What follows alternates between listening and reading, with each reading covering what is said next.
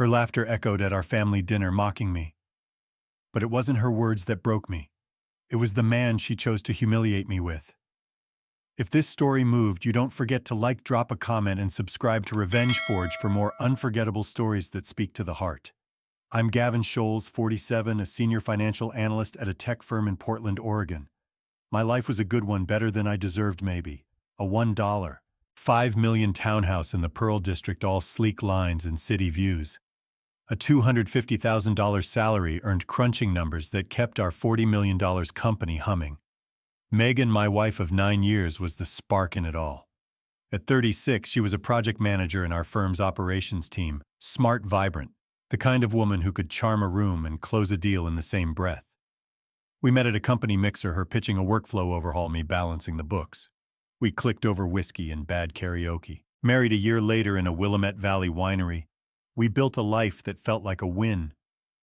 Our townhouse was our haven. High ceilings, open kitchen, her jazz records spinning on quiet nights. We'd grill salmon on the rooftop deck, her teasing me about my spice obsession. Weekends were for biking the waterfront or catching indie films at Cinema 21. I wasn't just in love, I was grounded. Megan was my anchor, my partner. Or so I thought. Anchors can slip, and I was too busy to notice. It started 8 months ago. Megan's work hours stretched late nights, weekend meetings. Big project, she'd say, her blue eyes flicking away, blonde hair tucked behind her ear. The client's a nightmare. I got it. My job was a grind, 2 long days forecasting budgets, securing $15 million deals. I didn't push. That was my first misstep. The signs piled up. Her phone, once left on the counter, was now glued to her hand, screen locked. Texts came at 1 a.m., her fingers quick to hide them. Work, she'd mutter, voice tight. She stopped wearing her wedding ring to the office. It catches on my files, she said. I nodded, swallowing doubt. Her perfume changed, something sharp, expensive, not the lavender I knew. She dressed sharper too, silk blouses, stilettos. For the boardroom, she claimed. But boardrooms don't buzz your phone at midnight. The crack came 4 weeks ago. I just wrapped a 10-day audit in Seattle, catching a red-eye back to Portland. Got home at 9 p.m., the townhouse dark. Megan's purse was gone, her Audi missing from the garage. No text, no note. I poured a scotch, sat on the deck, and waited. The city lights pulsed, cold and restless. At 11 p.m., her car rolled in. She walked in, cheeks flushed, lipstick smudged. Client dinner, she said, avoiding my eyes. She smelled like gin and cologne, not hers. Good food, I asked, keeping it light. Yeah, she replied, too fast already, halfway to the bedroom. I'm wiped. No hug, no glance. Just the click of the door. That night her phone buzzed at 2 a.m. She was out cold or faking it. The screen lit up, Chad R. My gut twisted. Chad Rollins, 49, our firm's chief operations officer. He'd been at our wedding, toasting our future, calling me a lucky man. Now his name glowed on her phone in the dark. I didn't touch it, but the doubt hardened into certainty. Morning came. I made coffee, kissed her forehead, played the part. Busy day, I asked. She nodded, scrolling her phone. Chad's got me on a tight deadline. His name dropped like it was nothing. I smiled, but my mind was ablade. Chad Rollins, divorced slick, and now my wife's boss. Too close, too dangerous. I watched her like a hawk, not paranoia, survival. She took calls outside, her voice hushed. Her laptop, once open, was now password protected. She left early, came home late, always with an excuse. Chad needs this done, she'd say. I nodded, but my patience was thinning. I've spent years spotting patterns, market trends, financial risks. People aren't much different. So I started digging. Quietly. First her email. She'd left her tablet on the couch one night, still logged in. I found a thread with Chad buried in a folder labeled Work. Messages from weeks ago. Meet me at the 7 p.m. You're killing me in that dress. Gavin's too buried in numbers to care. My chest burned. I screenshotted everything, saved them to a secure drive, and closed the tablet. Evidence first, rage later. Next, I checked our firm's security logs. My clearance gave me access to employee keycard records. Megan's showed late-night entries to Chad's office hours after ops meetings ended. 1:10 p.m. last week matched a night she'd claimed to be stuck at a pitch. I pulled the camera feeds. The footage was clear, Megan and Chad alone, her leaning over his desk, his hand on her back. No sound, but the image was a knife.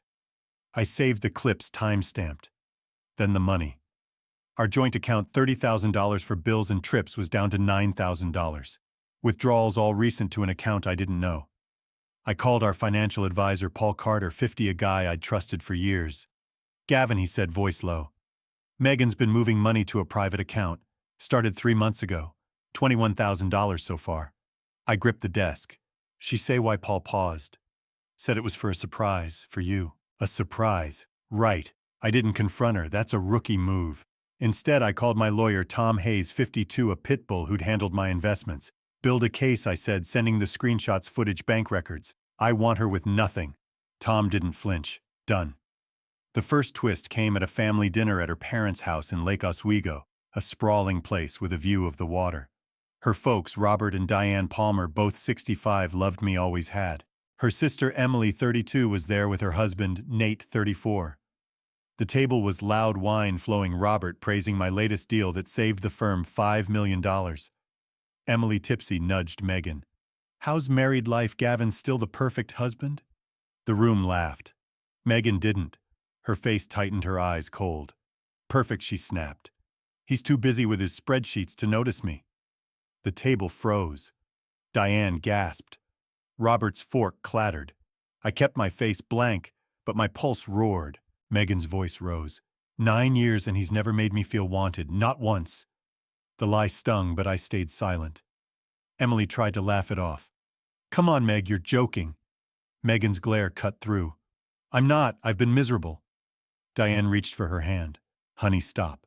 But Megan was a runaway train. Ask Chad Rollins, she spat. He knows how to make me feel alive. The room died. Chad's name thrown like a grenade. Robert's face reddened. Diane's eyes welled up. Nate looked at the floor. Emily whispered, Megan, what the hell? I stood, my chair scraping. Enough, I said, voice low, steady. You want Chad? Have him. I grabbed my coat, walked out the door, slamming behind me. Megan's voice followed, desperate. Gavin, wait.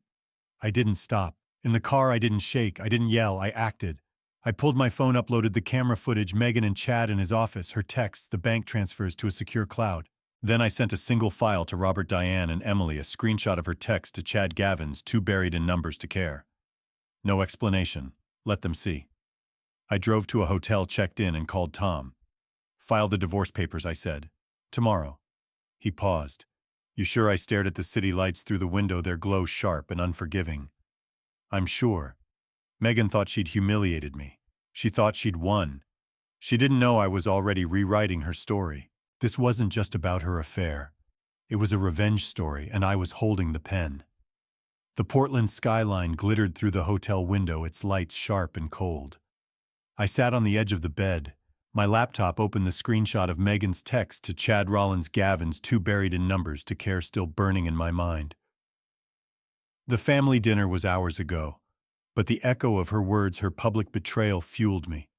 My phone buzzed, a text from Robert Palmer, Megan's father. Gavin, we need to talk. Tomorrow. My office. 10 a.m. I didn't reply. I didn't need to. The evidence I'd sent her, text, the office footage, was doing the talking. I poured a scotch, the glass heavy in my hand. Megan thought she'd gutted me in front of her family. She thought Chad was her escape. She was wrong. This wasn't just about her affair. It was a calculated move, and I was done playing the fool. I called Tom Hayes, my lawyer. Add a financial audit to the divorce case, I said. Megan's private account, trace it. I want to know where the money's going. Tom's voice was steady. This could get messy, Gavin. I stared at the city below. Good. Morning came fast. I drove to the office, a sleek tower in the south waterfront, ignoring the gala prep buzzing around me. My team was setting up for tomorrow's event, a black tie showcase for our $40 million firm. I nodded at colleagues, kept my face neutral, but my mind was a war room. My assistant, Sarah Mitchell, 30, handed me a coffee. You look like hell, Gavin, she said, half joking. Big speech tomorrow, I forced a grin. Something like that. She didn't know the real stage I was playing on. First, I locked down my finances. I called Paul Carter, our financial advisor. Freeze my personal accounts, I said. Savings investments, the $800,000 in my trust. Paul didn't hesitate. Megan tried accessing the trust last week. I stalled her like you asked. My jaw tightened. The trust was my safety net built from a stock deal a decade ago. She'd sniffed it out. How'd she get the account number, I asked. Paul's voice dropped. She said you authorized it. Had your signature. Forged. Classic Megan. I'd underestimated her. Next, I dug into the company's security logs. My clearance gave me access to keycard records and email servers. Megan's logs showed late-night entries to Chad's office, some as late as 11 p.m., long after ops meetings ended. One entry, 10 p.m. 2 weeks ago, matched a night she'd claimed to be at a client dinner. I pulled the camera feeds. The footage was damning Megan and Chad alone, her sitting on his desk, his hand brushing her thigh. I saved the clips timestamped to my encrypted drive. The money trail was next. Our joint account, now at $7,000, had lost another $2,000 overnight, wired to the same private account. I called Paul. Dig deeper, I said. He called back an hour later. It's a shell account, Gavin. Registered to a holding company in Nevada. I can't trace the owner without legal muscle. A shell company. Chad's handiwork, no doubt. He wasn't just her lover, he was her accomplice. I needed more. I called Ethan Walsh, 45, a private investigator I'd hired years ago to catch a client skimming funds. Ethan was a ghost. Silent, ruthless. Follow Chad Rollins, I told him. Where he goes, who he meets, what he's hiding. And check his financials. Ethan didn't ask questions. Give me 36 hours, he said. I hung up, my pulse steady but my mind racing. This was a chessboard and I was moving pieces. Back at the hotel, I reviewed the evidence, text, footage, bank transfers. Megan's betrayal wasn't just personal, it was strategic. But why? What was her endgame? I poured another scotch, the amber liquid catching the light. The gala was tomorrow. Megan would be there playing the perfect wife, Chad at her side. They thought they were untouchable. They were about to learn. At 10 a.m. I met Robert at his accounting firm downtown. He looked older, his gray eyes heavy. Gavin, he said, shutting the door. I saw the screenshot. Diane's a mess. Emily's furious. What the hell's going on? I sat, voice calm. Megan's cheating with Chad Rollins. She's been moving money from our joint account. I'm filing for divorce. Robert's face fell. Jesus. I didn't know. He paused, then slid a folder across his desk. This is all I have. Megan asked me to set up an account last year. Said it was for your anniversary. I opened it, bank records, $15,000 wired to the same Nevada shell company. Robert didn't know he'd been used. I kept my tone even. She played us both, Robert. He nodded, jaw tight. I'm cutting her off. My daughter or not, this is wrong. I took the folder, my respect for him growing. Robert wasn't just a father-in-law. He was a man of principle, willing to face the truth. The first twist hit that afternoon. Ethan sent a report Chad was meeting with a board member, Victor Klein, 53, at a bar in the Pearl District.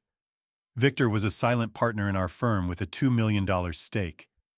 Ethan's photos showed them hunched over drinks, Chad passing an envelope. Financials followed. Chad had wired $100,000 from his personal account to the Nevada shell company, matching Megan's transfers. But the bombshell was Victor's involvement. He'd received $50,000 from the same shell company last month. They weren't just stealing from me, they were skimming the company. I forwarded the report to Tom. Add Victor Klein to the case, I said. Fraud, conspiracy, whatever sticks. Tom whistled. This could tank the firm, Gavin.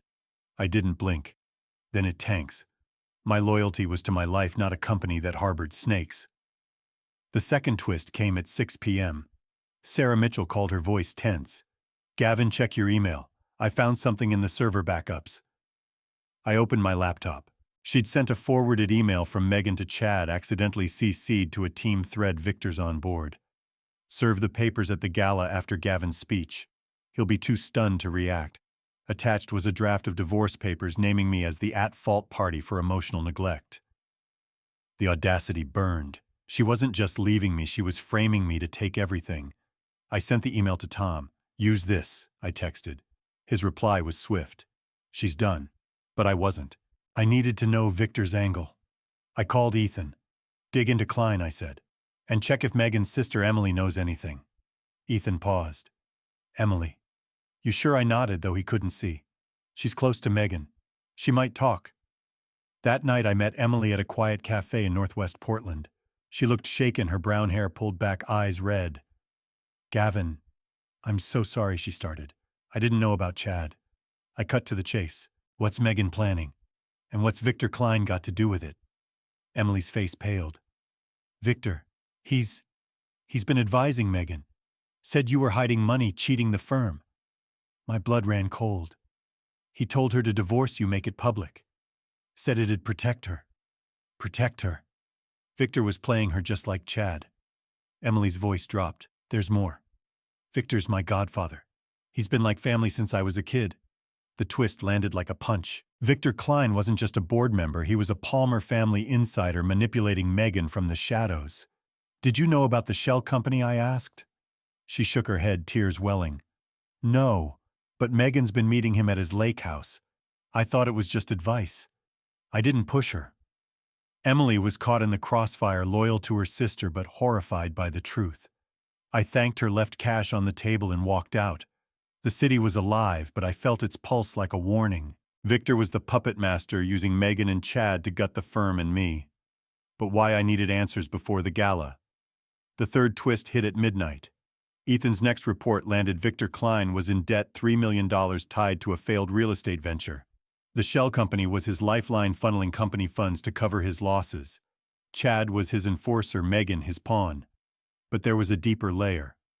Victor had a silent partner, Diane Palmer, Megan's mother. Diane had invested $200,000 in Victor's venture, thinking it was a sure thing. When it tanked, Victor promised to make it right by bleeding the firm dry. Diane didn't know the full plan, but she'd introduced Megan to Victor, trusting him to guide her. I stared at the report, the scotch untouched. My mother-in-law, the woman who'd baked me pies, was complicit, however unknowingly. The betrayal wasn't just Megan's. It was a family affair orchestrated by a man I'd shaken hands with at board meetings. I forwarded the report to Tom. Add Diane, I said. Limited role, but she's in. Tom didn't argue. This is a house of cards, Gavin. You're about to knock it down. The gala was 24 hours away. I checked into a new hotel, keeping my location off Megan's radar. She'd texted me twice, Gavin, we need to talk. I ignored her. She thought she was in control, planning to serve me papers in front of the firm. Chad thought he was untouchable. Victor thought he was invisible. They were all wrong. I met Tom at his office at 8 a.m.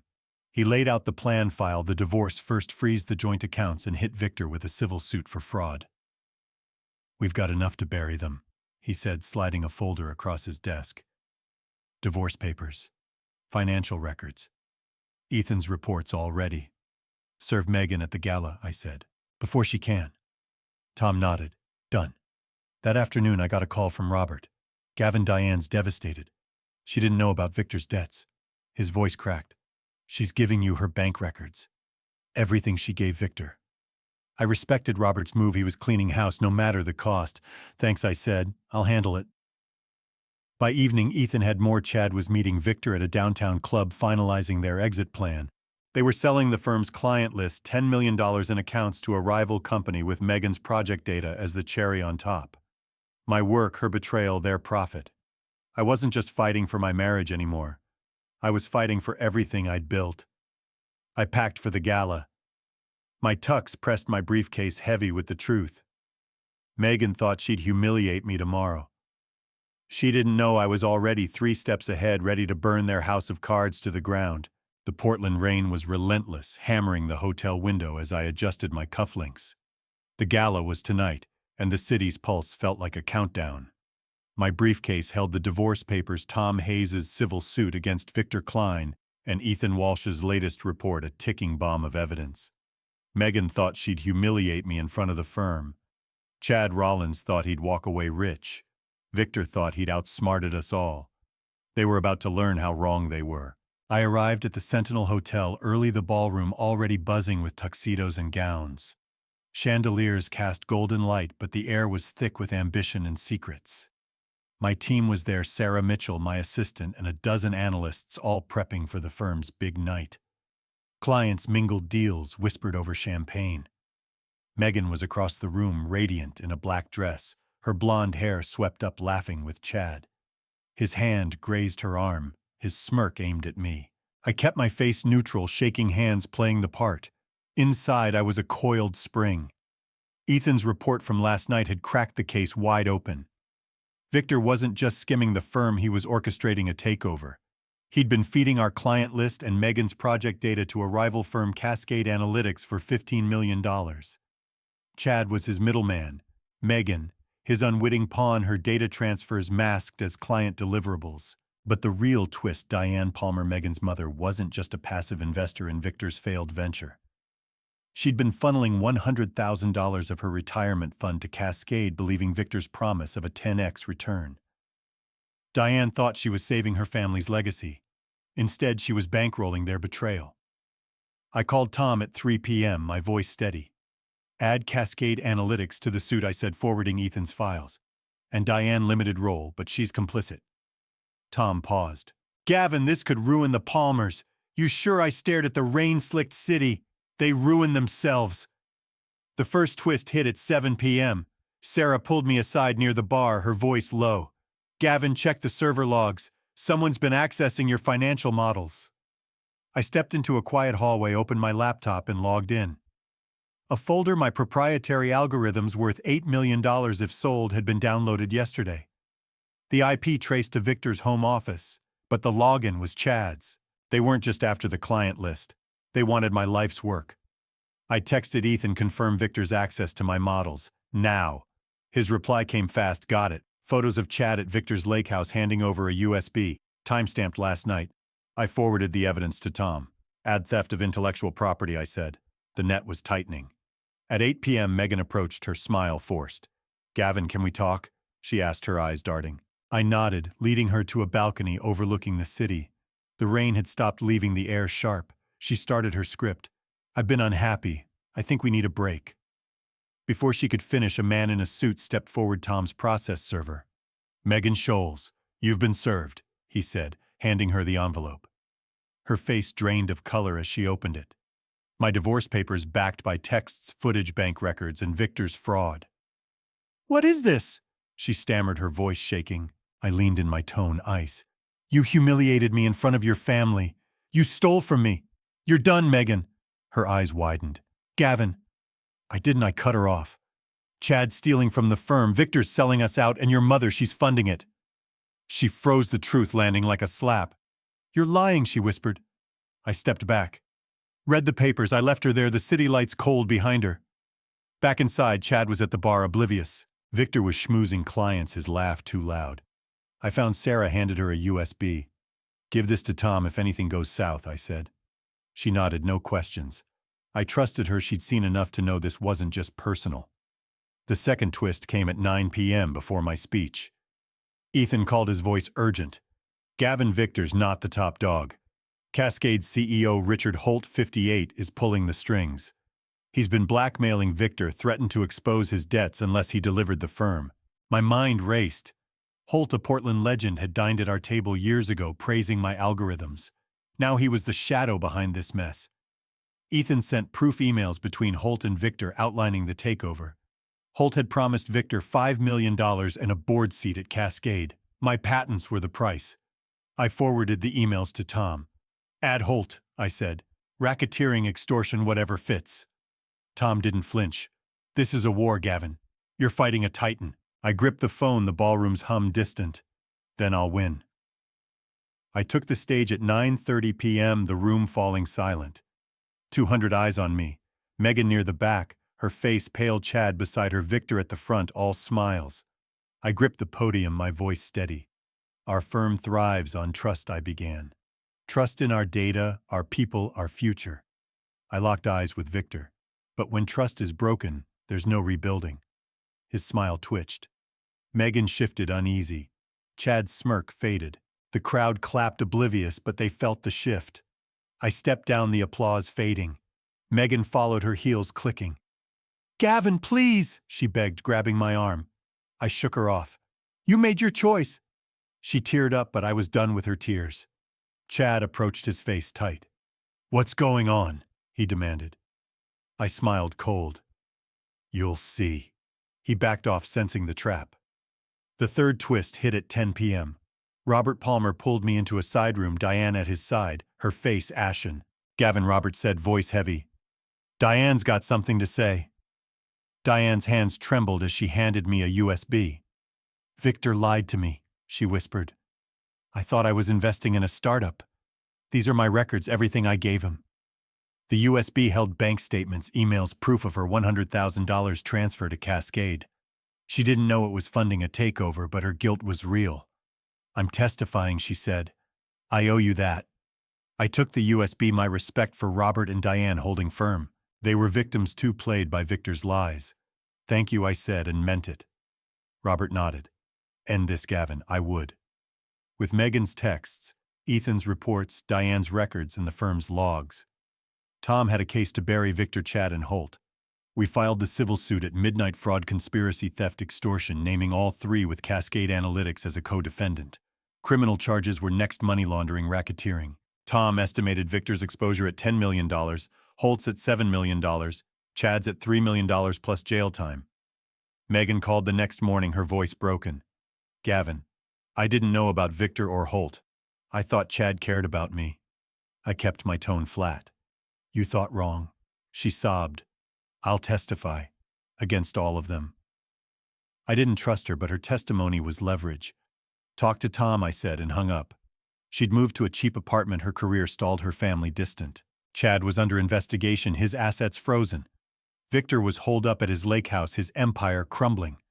I sold the townhouse for $1.7 million, clearing $1.4 million. The firm offered me a promotion, CFO, $400,000 a year. I declined. The company was poisoned, Victor's shadow too deep.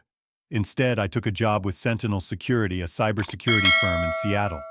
The offer, $500,000, lead analyst, full control of their financial systems. I packed my bags, left Portland's rain behind, and drove north. Seattle was a clean slate, crisp air, Puget Sound sparkling. I bought a condo in Belltown, all glass and steel, and started running again, the waterfront trail clearing my head. Sentinel's clients, some from my old firm, trusted me to protect their millions. I built models stronger than ever, my algorithms safe, my name untarnished. At a cybersecurity summit, I met Laura Bennett, 42, a risk consultant with a dry wit and sharp mind. We talked over coffee, not about pain or betrayal, but about market systems, the future. It wasn't love, just a connection, real and unforced. I didn't push. Time had taught me patience. Victor's trial was set for next month. Megan, Diane, and Robert would testify, their statements sealing his fate. Chad took a plea, ratting out Holt to save himself. Cascade Analytics was under federal scrutiny, its stock tanking. The machine was broken piece by piece. But one question lingered sharp as the Seattle wind. Holt's emails hinted at a deeper player, someone above him, whispering promises of power. Was it real, or just the ghost of betrayal making me chase shadows? I stood on my balcony, the sound stretching dark and endless. I dismantled their plan, rebuilt my life, walked away stronger. But was it enough? Did I need to hunt the truth, or let it fade? What would you have done? Chase the shadow, or let the past stay buried? Like what you heard? Hit that like button. Share your thoughts in the comments and subscribe to Revenge Forge, because the next story might just be your favorite one yet.